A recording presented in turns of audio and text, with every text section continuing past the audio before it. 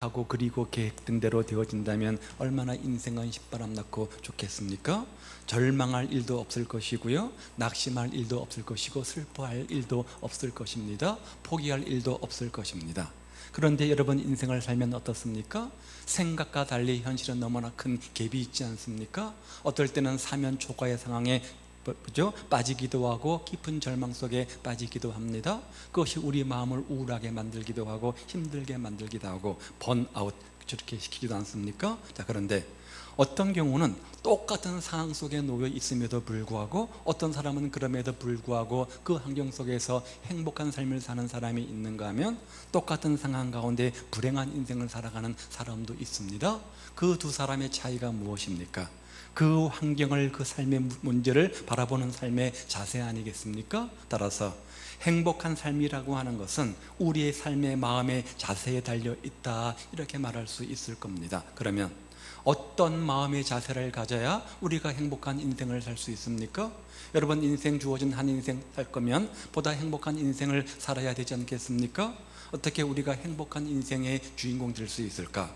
오늘 본문이 우리에게 몇 가지 교훈하는 자세가 있는데요. 자, 첫 번째는 22절 말씀을 보니까 나부터라는 자세를 가져야 된다는 겁니다. 나부터라는 자세를 가져야 된다는 거죠. 내가 주인의식을 가져야 된다는 겁니다. 내가 먼저 본을 보여야 된다는 거죠. 사람은 자기의 인자함으로 남에게 사모함을 받느니라. 무슨 말입니까? 모든 일에 인자함의 본을 보이면 남들이 따라온다는 거죠. 선한 영향력을 내가 끼치면 그것으로 말미암아 선한 영향력이 주변 사람들에게 끼친다는 말 아니겠습니까? 이 말은 곧 모든 일에 솔선수범하는 자세를 가져야 됨을 우리에게 교훈하고 있는 거죠. 우리가 그리스도인이라고 한다면 그 성도로서 먼저 본이 돼야 된다는 겁니다. 가정이라고 하는 공동체 마찬가지입니다. 학교라고 하는 공동체 마찬가지입니다. 직장이라고 하는 공동체 역시 마찬가지입니다. 그리고 교회든 사회든 그것을 구성하는 기본 단위는 몇 명입니까? 한 명입니다. 한 명에서 시작이 되어지는 겁니다. 더 나아가서 한국이라고 하는 이 거대한 사회를 구성하는 기본 단위 역시 한 명의 개인 아니겠습니까? 그 개개인이 모여서 가정을 이루고 또 공동체를 이루고 사회를 이루고 이 나라 이 민족을 이룹니다. 그러므로 사회를 이루는 구성원으로서 우리 각자의 역할은 굉장히 중요하다는 거죠. 아무리 탄탄하게 쌓아 올린 담이라고 할지라도 벽돌 하나만 빼지면 어떻게 됩니까? 그 든든했던 벽이 순식간에 금이 가고 무너지는 경우를 보게 되어지죠. 그것처럼 개개인이 모여서 이루어진 이 공동체 사회도 단 한 명의 잘못과 실수로 무너지는 경우가 얼마든지 있다는 것이죠. 요컨대 우리 성도들의 행동 하나하나는 이 사회에, 이 공동체에 영향력을 미치고 있습니다. 사람은요, 무슨 훌륭한 대통령이거나 훌륭한 왕만 선한 영향력을 끼치는 것이 아니라 반드시 이 세상에서, 이 사회에서, 내가 처한 공동체에서 반드시 영향력을 끼칩니다. 그것이 선한 영향력이든 악한 영향력이든 반드시 영향력을 끼치게 되어진다는 거죠. 그러므로 우리 각자는 의미가 있는 존재인 겁니다. 우리 각자는 우리가 발을 딛고 살고 있는 이 세상에서 어떤 식으로든 반드시 영향력을 끼치게 되어져 있습니다. 그만큼 우리는 중요한 존재라는 거예요. 이 공동체를 이루고 있는 구성원으로서 누가 더 중요하고 덜 중요한가? 그것은 우리의 잣대 아닙니까? 하나님은 역할의 차이로 우리에게 그것을 주셨을 뿐 우리 모두는 함께 구성원이 되어서 그 공동체를 이루어가는 겁니다. 교회도 마찬가지입니다. 가정도 마찬가지입니다. 직장도 마찬가지입니다. 나라도 마찬가지입니다. 다만 질서는 있는 것이죠. 역할은 있는 것이죠. 그런데도 많은 사람들이 나 하나쯤이 하는 생각을 가지고 있는 경우를 보게 됩니다. 탈무드에 포도주와 관련된 이야기가 하나 나오는데 어느 날 왕이 잔치를 열기로 하고 사람들에게 초청장을 보냅니다. 포도주를 조금씩만 가지고 오십시오. 그리고 그 포도주를 우리가 큰 항아리에 부은 다음에 함께 나누어 마십시다. 그리고 이것을 통해서 우리가 한 공동체임을 확인하는 시간을 가지십시다. 이렇게 공포하고 백성들에게 포도주를 가져올 것을 제안을 했습니다. 드디어 잔칫날이 되었습니다. 많은 참석자가 함께 모여서 각자 가져온 포도주를 항아리에 부었습니다. 흐뭇한 표정으로 그것을 바라보고 포도주를 마시던 왕이 일순간 얼굴이 크게 당황하는 기가 보입니다. 그 포도주는 색깔만 포도주 색깔이었을 뿐 물은 거의 맛은 거의 물맛과 똑같기 때문이었습니다. 왜요? 잔치에 온 사람들 한 사람 한 사람 대부분이 나 하나쯤이야 라는 생각을 가지고 진짜 진한 포도주를 가지고 온 것이 아니라 물탄 포도주를 가지고 왔기 때문인 거죠. 그런데 이렇게 나 하나쯤이 하는 이 사고방식이 이 세상을 어지럽히고 혼란 속에 빠뜨리는 경우가 얼마나 많이 있는지 몰라요. 한번 예를 들어볼까요? 나 하나쯤이 하면서 모두들 길에다가 담배 공초를 버리면 어떻게 되겠습니까? 이 거리가 참 그렇잖아요. 저희는 담배를 안 피우는 거 잘 모르겠는데, 그렇죠? 지나가는 차에서 담배 공초를 버리기도 하고요, 또 지나가면서 담배 공초를 참 많이 버립니다. 저희도 교회 앞에 보면 얼마나 지저분한지 모르겠어요. 또요, 나 하나쯤이야 하면서 자동차들이 좀 이렇게 교통 질서도 안 지키고 신호도 안 지키고 제멋대로 끼어들기 한다고 한다면 이 도로가 어떻게 되겠습니까? 무법천지가 되겠죠. 사실 따지고 보면 그렇게 큰 어려움은 아닌 겁니다. 담배 공초 버리지 않는 것, 어떤 교통 질서를 지키는 것, 그렇게 굉장히 큰 헌신이 요구되는 것도 아니잖아요. 일본의 유명한 세계적인 기업 소니의 창업자 모리타 회장은 늘 입사식이 오면 입사식에 참석한 신입사원들 그리고 그들의 부모, 친지들을 다 모아놓고 이제 연설을 할 때 이렇게 이야기를 한다고 해요. 소니는 일본의 전자업체를 말하는 거죠. 대기업이니까 그 그늘 밑에서 적당히 지내면 될 것이라고 생각하는 사람이 있다면 그 착각하는 겁니다. 회사는 아무리 커도 항상 쓰러질 가능성을 지니고 있습니다. 만일 기업에 기생하려는 생각으로 입사한 사람이 있다면 소니는 내일이라도 망해버릴 수 있습니다. 소니가 필요로 하는 사람은 소니에서 전력 투구할 수 있는 인재이며 그런 사람이 많아야 소니는 발전하게 될 것입니다. 만일 나 하나쯤이야 적당히 해도 되겠지 그런 생각을 가진 사람이 있다면 당장 지금 여기서 떠나주시기를 바랍니다. 소니는 결국 그런 사람들을 필요로 하지 않습니다. 결국 나 하나쯤의 생각이 전체 공동체를 해할 수 있다는 거죠. 우리나라에서 최초로 국민에게 장기를 기증하기로 약속한 사람이 박명환이라는 국회의원입니다. 이번이 3선 의원, 4선 의원쯤 되는 분인데요, 자신의 유언장에서 이렇게 이야기하며 밝혔습니다. 한국말을 하는 사람 누구에게라도 좋다. 병들고 어려운 이웃에게 내 붉은 피, 내 눈동자, 내 오장육부, 내 모든 신장, 모든 기능들을 다 나누어주고 혹시나 남은 것이 있다면 그것을 불태워서 이 나라 산하에 뿌려달라. 약 20년 전 그는 뭔가 남을 위해서 사는 방법이 있을까 고민하고 찾다가 장기 기증을 하면 좋겠다 그 결심을 하고 난 이후에 매일매일의 삶이 날로 새로워졌다 이렇게 고백을 합니다. 남에게 나를 바치고 나니까 하루하루가 행복하고 세상이 다 내 것이 된 것처럼 그렇게 기뻤다 이렇게 고백을 하는 거죠. 사랑하는 여러분, 앞으로의 삶을 어떤 모습으로 살아가시겠습니까? 행복한 삶을 누리며 사셔야 되지 않겠습니까? 그러면 기억하십시오. 그 행복은 누구에 달려 있다고요? 내 삶의 자세에 달려 있다는 사실을 기억하십시오. 그래서 나 하나쯤이 하는 생각에서 나부터라는 자세로 바꿔보시기 바랍니다. 주인의식을 말하는 거겠죠, 그렇죠? 지체의식을 말하는 거겠죠? 그러면 삶이 달라질 겁니다. 신앙생활도 마찬가지입니다. 그런 삶의 주인공들 다 되시기를, 저와 여러분들이 다 되시기를 주님의 이름으로 축복을 드립니다. 그런 지체의식을 가지고 나 하나쯤이라는 생각을 버리고 나부터 솔선수범하며 선한 영향을 끼치는 우리가 모일 때 우리 공동체는 성령 충만한 생명의 공동체가 될 수 있는 거겠죠.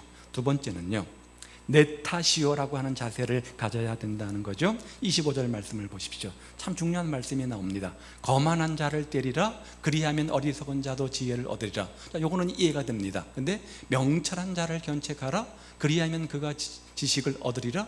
그렇죠? 명철한 자는 지혜로운 사람 아닙니까? 그를 책망하면 오히려 그가 더 큰 지혜를 얻는다 이렇게 말씀합니다. 자, 이 말의 의미가 뭡니까? 한마디로 말하면 뭐 하라는 거예요? 겸손하라는 거죠. 그렇죠? 점점 더 높은 위치일수록 겸손하라는 것이겠죠. 어떤 일이 생겼을 때 모두가 내 탓이라는 겸손한 마음을 가지고 한번 그 일을 통해서 자기 자신을 돌아보며 어떤 전화위복의 기회로 삼는 사람이 있는가 하면 무조건 상대방 탓이라고 비난하면서 책임을 회피하는 사람도 있습니다. 여러분은 이 세상을 겸손한 마음으로 사십니까? 아니면 교만한 마음으로 사십니까? 우리 모든 성도들은 겸손한 마음으로 사실 줄 믿는데, 지혜로운 사람들은 겸손하게 살지만 어리석고 미련한 사람은 교만하게 사니까 겸손한 마음을 가져라, 이렇게 우리에게 권면하는 것 아니겠습니까?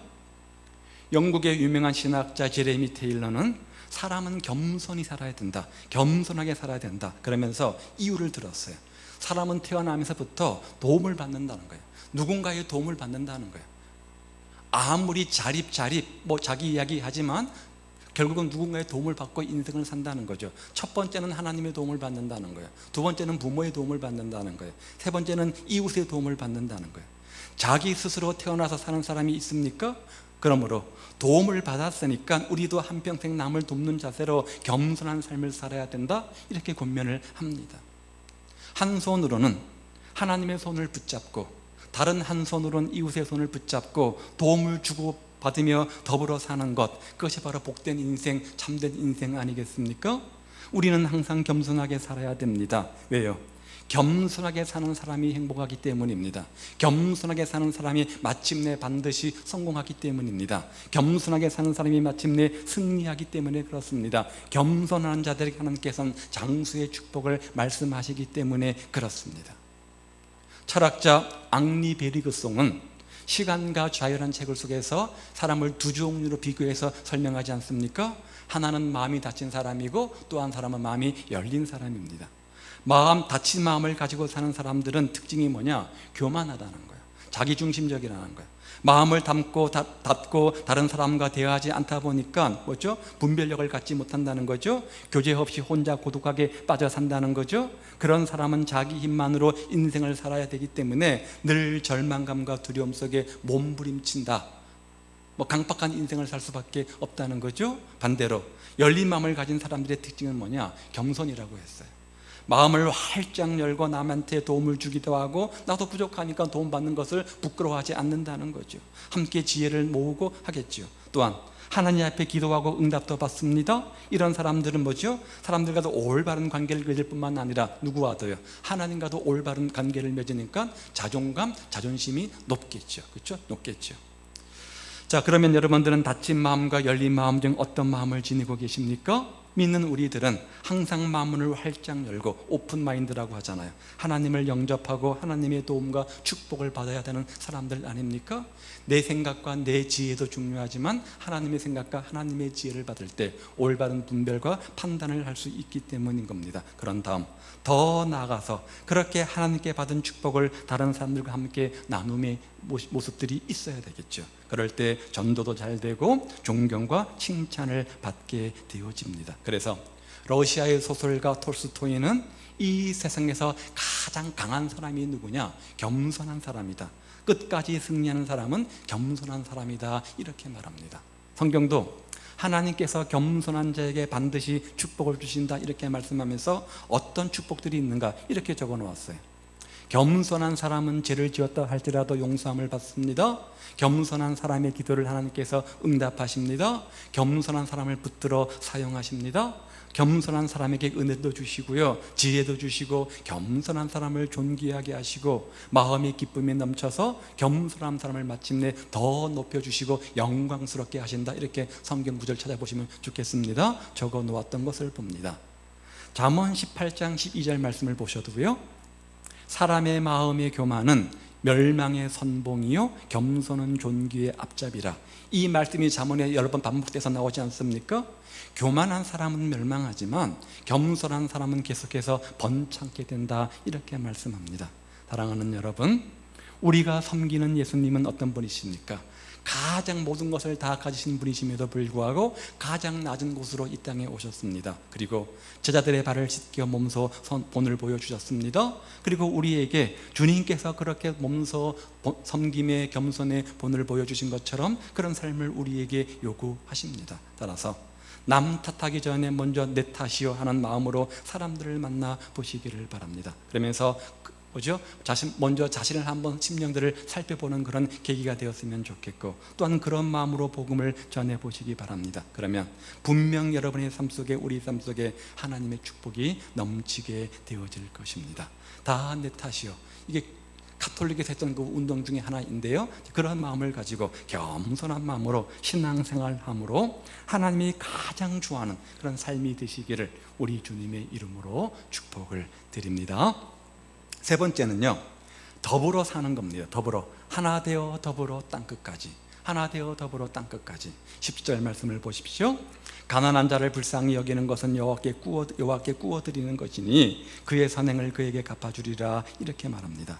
더불어 사는 것은 반드시 하나님께서 축복의 방법이 된다, 이렇게 약속하고 있는 겁니다. 그러면 더불어 사는 것은 무엇을 의미하는 것입니까? 함께하는 것이죠. 함께하는 것 아니겠습니까? 그래서 성경은 같은 마음, 같은 생각, 같은 뜻, 같은 이렇게 말씀을 하고 있는 것을 보게 되어지는데요, 이 어려운 시대에 세상 사람들이 성도인 우리에게 요구하는 것이 무엇일까?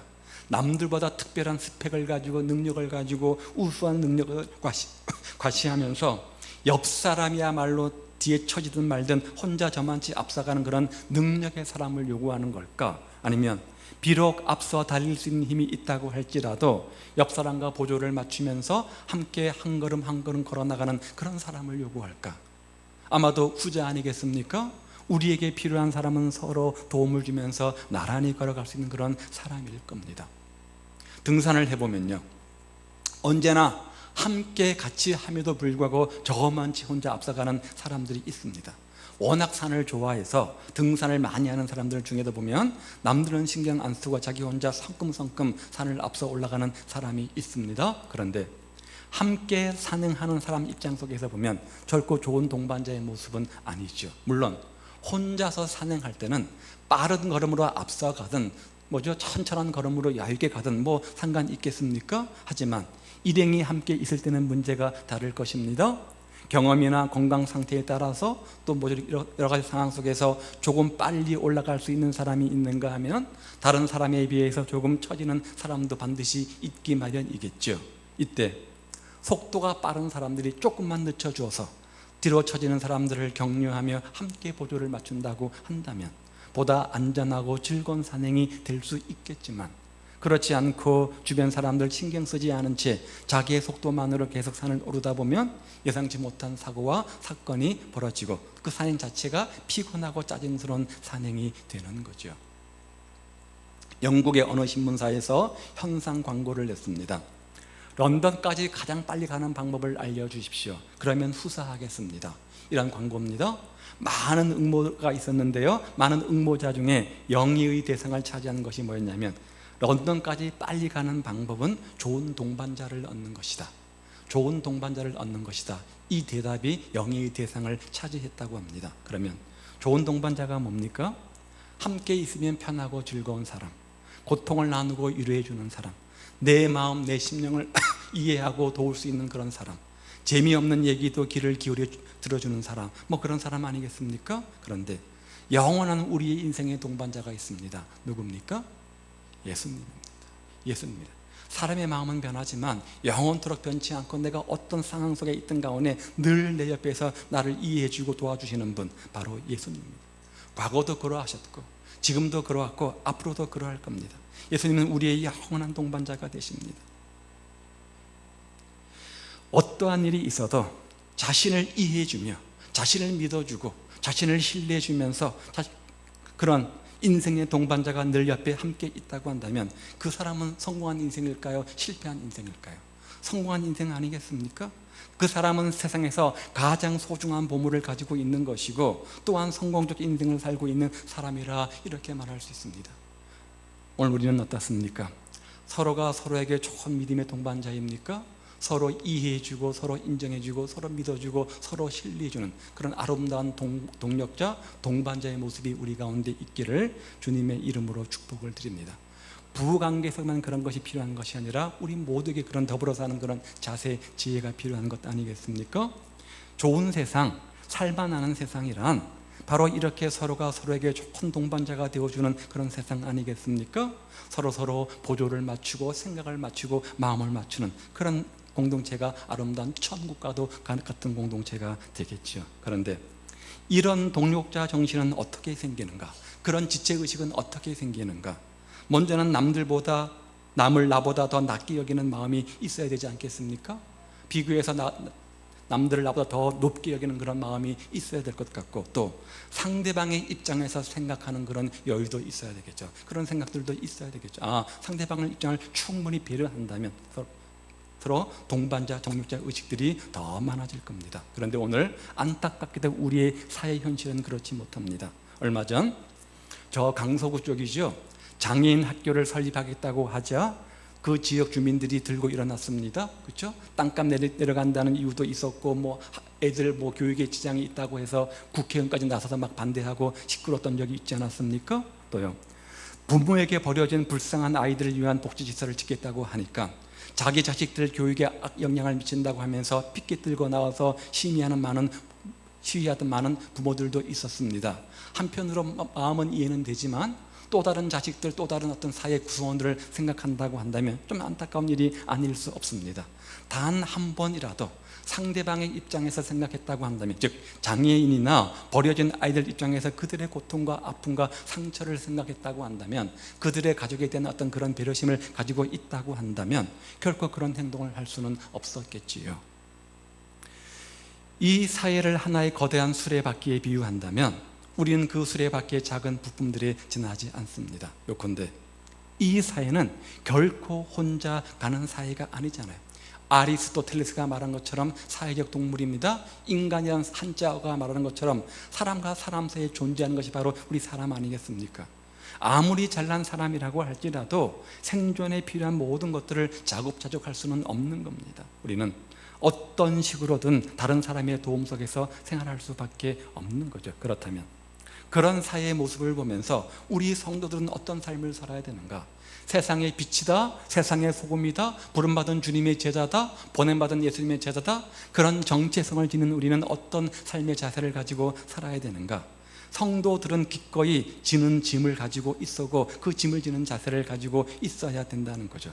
기꺼이 짐을 지는 그런 자세로 살아야 한다는 겁니다. 자, 아프리카에 강물이 그리 깊지는 않지만 물살이 꽤 센 강이 있다고 합니다. 강물이 얕다고 만만하게 함부로 건너가다는 거친 물살에 휩싸여서 떠내려가기 십상이라고 합니다. 그래서 그 동네 사람들은 그 강을 건널 때 반드시 어떻게 하냐면 무거운 돌을 등에 짊어지고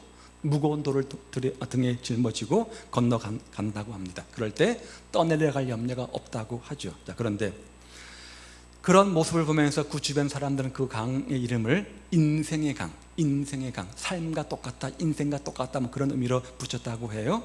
돌을 짊어지고 건너가는 것이 쉬운 일은 아니잖아요. 그런데 우리 인생에도 수고하고 무거운 짐들이 있습니다. 그것이 어떤 대상이든 어떤 문제든 간에 있지 않겠습니까? 자, 그런데 그것이 때로는 우리에게 수고하고 무거운 짐처럼 엮여지지만 오히려 전화위복이 되어서 그것이 있어야지만 그 강을 안전하게 건너갈 수 있는 것처럼 때로 고난이라고 하는 것, 때로 환난이라고 하는 것, 때로 수고하고 무거운 인생의 짐들조차도 더욱 빛나는 것이 바로 인생이라는 거죠. 우리가 온전히 예수를 믿고 정말 성도답게 바른 삶을 살려고 하면 손해가 있잖아요. 희생이 따르잖아요. 때로는 환난과 핍박이 있잖아요. 그것이 인생의 수고하고 무거운 짐 아니겠습니까? 그래서 그걸 벗어버리고 싶지만 뭐라고 말하는 겁니까? 때로 그것이 바로 빛나게 만드는 인생의 조연 역할을 한다는 거죠.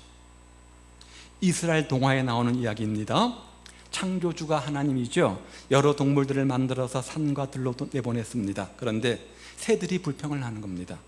다른 동물들에게는 저 튼튼한 다리를 만들어 주셨으면서 왜 우리에게는 이렇게 약한 다리를 만들어 주셨습니까? 그리고 더군다나 이 양옆에 이거 뭡니까? 이거 날개 뭡니까? 너무 거추장스럽고 너무나 무겁고 부담스럽습니다. 왜 이렇게 무거운 짐을 매달아 주신 겁니까? 도대체 그 이유가 뭡니까? 막 불평하고 따지자 창조주 하나님이 빙그레 웃으면서 새들에게 이렇게 말씀하셨습니다. 너희들이 무거운 짐으로 생각하는 양 날개를 활짝 펴 보아라.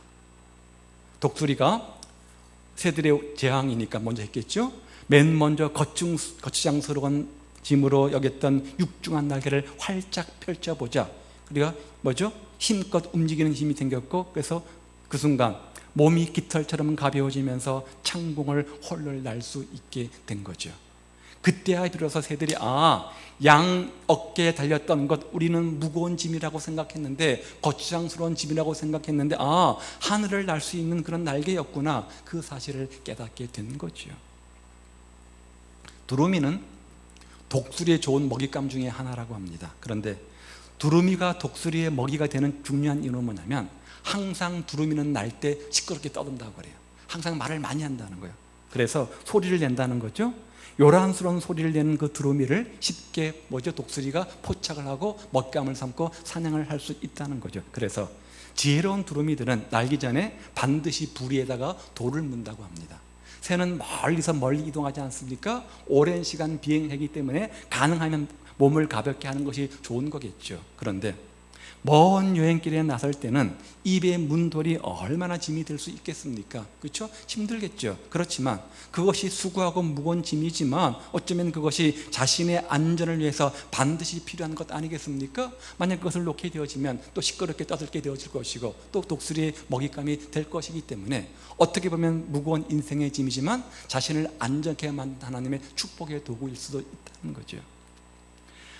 미국의 26대 대통령 루즈벨트 대통령을 우리가 기억하죠. 철로 된 안경집을 늘 몸에 지니고 다녔는데요. 무거운 안경집, 철로 됐으니까 무겁겠죠, 그렇죠? 귀찮다고 하면서도 늘 습관처럼 안 가지고 다니면 뭔가 허전하고 그래서 늘 버리지 못하고 가지고 다녔다고 합니다. 그러던 어느 날 선거운동을 한참 하던 중에 그를 시기하던 상대 측 선거운동원이 쏜 총탄에 맞아 쓰러지게 되어집니다. 죽은 줄 알았겠죠. 그런데 참 천만다행으로 루즈벨트가 살아나게 되어지는데 그 이유는 뭐냐면 총알이 하필이면 많은 몸 부중에 어디를 맞았을까요? 그 강철 안경집, 강철로 된 안경집을 맞고 다른 곳으로 튀어나가면서 정말 행운아가 되어서 목숨을 부지할 수 있었다고 합니다. 여러분, 이 안경집이 바로 부담스럽고 무거운 것으로 거추장스러운 것을 여겼던 그 안경집이 바로 그 대통령의 생명을 살린 것 아니겠습니까? 짐이라고 생각되는 것들이 있습니까? 여러분의 삶에 짐이라고 여겨지는 분들이 계십니까? 오히려 그것이 축복이 될 수 있음을 기억하십시오. 베드로와 요한이 함께 성전에 올라갔습니다. 더불어 함께 할 때 안진뱅이가 일어나는 기적이 일어났음을 기억하시기 바랍니다. 따라서 하나 되어 더불어 함께하는 그런 더불어 동력자 지체의식이 우리 가운데 있기를 우리 주님의 이름으로 축복을 드립니다. 자, 오늘 본문이 교훈하는 게 뭡니까? 행복한 삶은 우리의 삶의 자세에 달려 있다는 겁니다. 그러면 행복한 삶을 살기 위해서 어떤 삶의 자세를 가져야 되는가? 먼저는 나 하나쯤이라는 생각에서 나부터라는 자세로 삶을 바꾸어 보라는 겁니다.